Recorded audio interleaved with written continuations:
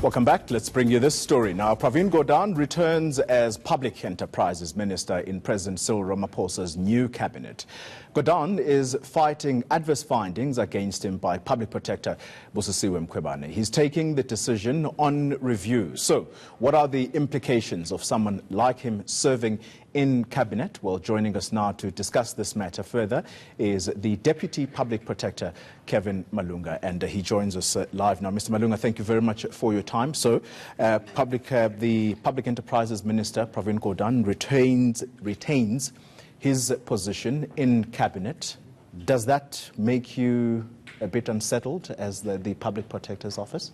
Not at all. We have done our work. Remember, these are legal processes, and Mr. Gordhan is fully entitled to pursue avenues when a report of the Public Protector is released. In line with the Constitutional Court decision, the EFF versus Speaker Nkanda judgment, which said that, look, if people don't like or don't approve of remedial action, they can take it on review. So, of course, there's currently a debate going on as to whether you must interdict or you must review, you must what, in terms of, and the time at which a report begins, in terms of when does it start acting. But as far as we're concerned, he's well within his rights, and that's how it works. Give us your understanding of your own process at the Public Protector's Office. That report, are the remedial actions contained there enforceable now? Yes, but of course, as I said, the reality is that the minister has a right as well to challenge it in terms of the law. Just a lot of people are doing this, and I have a serious problem with this being arrogated above other reports. Of course, it's highly political and it's highly sensitive. We released 6 reports last week, 11 the week before, on very topical state matters. City of Tshwane, the Mareta Okampa appointment, the Secretary of Parliament, the Carol Bauer issue and Mandela funeral in Nelspruit, and the list goes on and on.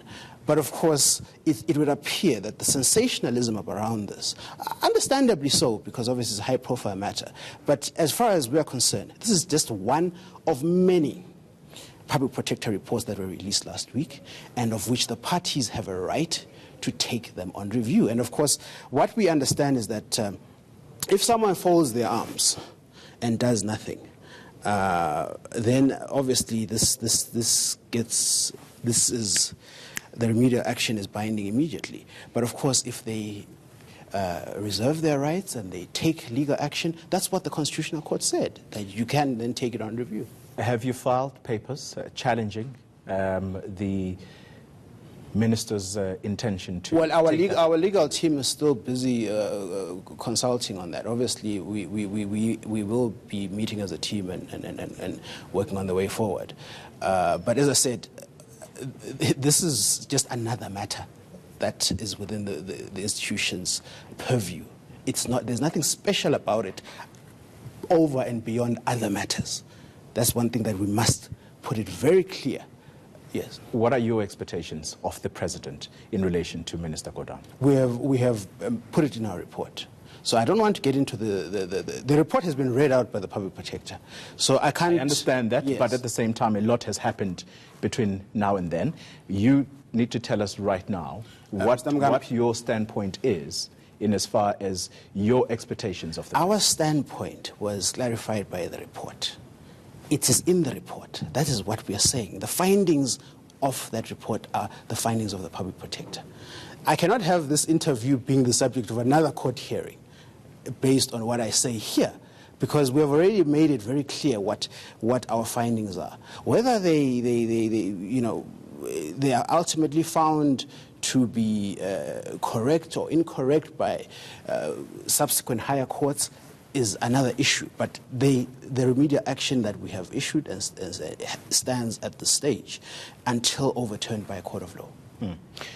Your reaction to what has been a very, very unflattering reaction to the Public Protector, particularly the timing of the release of this report, in particular relating to Minister Gordhan, but at the same time, the comments coming from the courts about just the understanding of her powers as public protector. Okay. I think what we need to clarify, as I indicated earlier on, is that this is a very busy production line, which is doing a lot of things. As I said, 6 reports last week, 11, and probably the numbers are actually quite dizzying.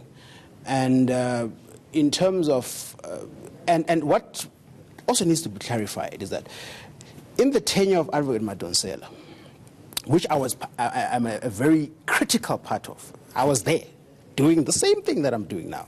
My term ends in December.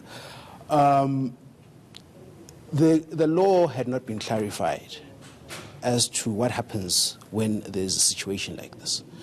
You see, towards the end of her term, which was March 2016, thereabout, the courts then clarified what happens when someone is not happy with a public protector report. So this new trend is a product of that case that said, look, when people are not happy, they take it on review. In the past, it was just confusion. People didn't know whether they were coming or going. So it's actually a good thing.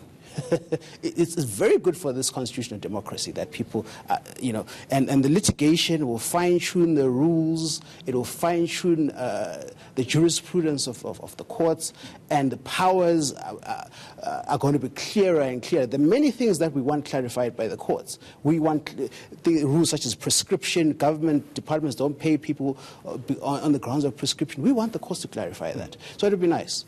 Mr. Malunga, we're completely out of time. Yes or no? Do you agree with the sentiment that the President has undermined the Constitution by including someone like Pravin Gordhan in his cabinet? The President has a prerogative to appoint people. There is no criminal findings against Mr. Gordhan, and he is challenging this, so, which is well within the purview of how this system works. Kevin Malunga, thank you very much for your time. He is the Deputy Public Protector in the Office of the Public Protector.